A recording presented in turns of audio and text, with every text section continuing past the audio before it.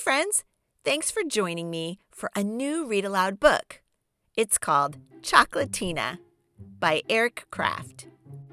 Hey, be sure to thumbs up this video. It's super easy, and it's really the best way to support my channel. Tina loved chocolate more than anything in the world. She loved it more than birthdays, more than roller skating, and definitely more than dried fruit. Everyone just called her Chocolatina. When Dad asked, "How would you like your eggs, Chocolatina?" Tina always said, with a little bowl of Cocoa Crunchies, please. When the lunch lady asked, "What kind of milk would you like today, Chocolatina?" Tina always picked chocolate milk. And when Mom said, "Tonight we have fruit salad for dessert," Tina covered hers with chocolate. Tina's health teacher, Mrs. Ferdman, hated chocolate and everything else that children liked. You should eat only foods that are good for you," she told the class. On special occasions like birthdays or full moons, she gave them all dried prunes. Yuck!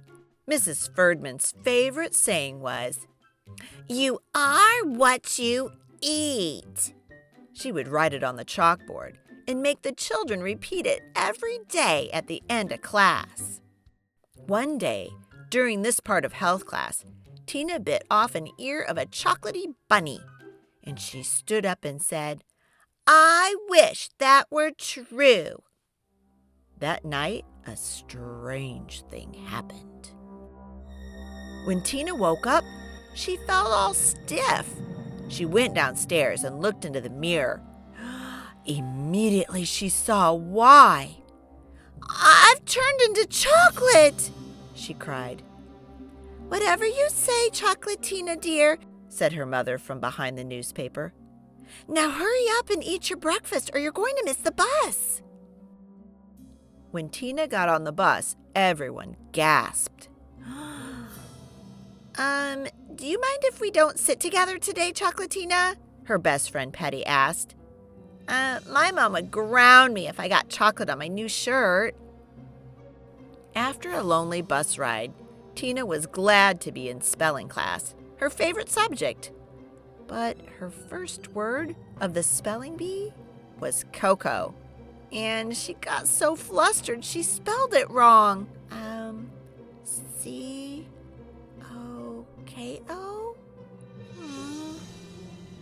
At lunchtime, Jimmy Delaruni tried to bite off one of Tina's elbows. I just want a dessert," he told the principal. Recess was horrible. Tina was too stiff to run and jump, so she had to just stand and watch everyone else having fun. When it was time to go back in, her feet had melted to the hot pavement. The other children had to carry her back inside. Worst of all, it was time for health class. Mrs. Ferdman made Tina stand at the front of the classroom. "Didn't I tell you, class? What have I always said? You are what you eat." "That's right. See me after class, Tina." When everyone else had left, Mrs. Ferdman began to laugh. Yes. I hoped this would happen. I hoped you wouldn't listen to me. I hoped you'd turn into a chocolate girl. Do you know why?" Why?" asked Tina, who was shaking so hard she thought she might crumble into a pile of chocolate chips. "Because I love chocolate better than anything," shouted Mrs. Ferdman. She grabbed Tina, opened her mouth wide, and went straight for Tina's right ear. Just then, the principal walked in. "Mrs. Ferdman, I was wondering—" "Mrs. Ferdman, what on earth are you doing?" "Let me have it, just one bite." I thought she was a prune," said Mrs. Ferdman. The principal walked Mrs. Ferdman outside, and she was never seen at the school again. That night, safe at home in her bed, Tina cried little chocolate syrup tears. "Oh, I wish I could be a normal girl again," she whispered. And when she woke up, that was just what she was. "Ah, hooray!" she cried. "I'll never eat chocolate again." "Hurry up and eat your breakfast, dear, or you're going to miss the bus," called Tina's mom. On the table was a giant bowl of Tina's favorite, super chocolatey cereal. I'll never eat chocolate again," said Tina. "Starting tomorrow." And she ate it all up.